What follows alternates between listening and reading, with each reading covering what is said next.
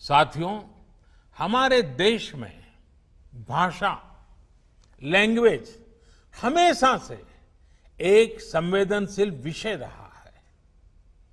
इसी एक बड़ी वजह है कि हमारे यहां स्थानीय भाषाओं को अपने हाल पर ही छोड़ दिया गया। उसे पनपने और आगे बढ़ने का मौका बहुत कम मिला। अब एजुकेशन पॉलिसी में जो बदलाव लाए गए हैं, उससे भारत की भाषाएं आगे बढ़ेगी, उनका और विकास होगा। ये भारत के ज्ञान को तो बढ़ाएगी ही, भारत की एकता को भी बढ़ाएगी। हमारी भारतीय भाषाओं में कितनी ही समृद्ध रचनाएं हैं, सदियों का ज्ञान है, अनुभव है। इन सब का अब और विस्तार होगा। इससे विश्व का भी भारत की समृद्ध भाषाओं से परिचय होगा। और एक बहुत बड़ा लाभ ये होगा कि विद्यार्थियों को अपनी शुरुआती वर्षों में अपनी ही भाषा में सीखने का अवसर मिलेगा। इससे उनका टैलेंट और पुष्पित पल्लवित होने के लिए मैं समझता हूं बहुत अवसर होगा। वो सहज होकर बिना दबाव के नई नई चीजें सीखने के लिए प्रेरित होगा। वो शिक्षा से जुड़ पाएगा। वैसे भी आज जीडीपी के आधार पर विश्व के टॉप 20 देशों की लिस्ट देखें तो ज्यादातर देश अपनी गृह भाषा, मातृभाषा में ही शिक्षा देते हैं।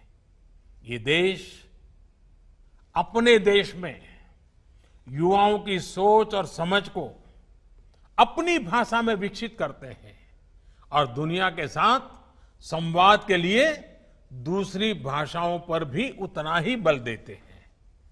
यही नीति और रणनीति 21वीं सदी के भारत के लिए भी बहुत उपयोगी होने वाली है।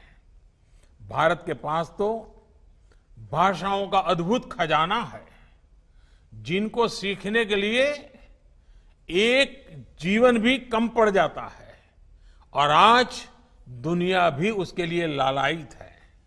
साथियों, नई शिक्षा नीति की एक और खास बात है, इसमें लोकल पर जितना फोकस है उतना ही उसको ग्लोबल के साथ इंटीग्रेट करने पर भी बल दिया गया है। एक और, जहां स्थानीय लोक कलाओं और विद्याओं, शास्त्रीय कला और ज्ञान को स्वाभाविक स्थान देने की बात है, तो वहीं टॉप ग्लोबल इंस्टीट्यूशंस को भारत में कैंपस खोलने का भी आमंत्रण है। इससे हमारे युवाओं का भारत में ही वर्ल्ड क्लास एक्सपोजर और अपॉर्चुनिटी भी मिलेगी और ग्लोबल कंपटीशन के लिए ज्यादा तैयारी भी हो सकेगी। इससे भारत में विश्व स्तरीय संस्थान के निर्माण में, भारत को ग्लोबल एजुकेशन का हब बनाने में भी बहुत सहायता मिलेगी।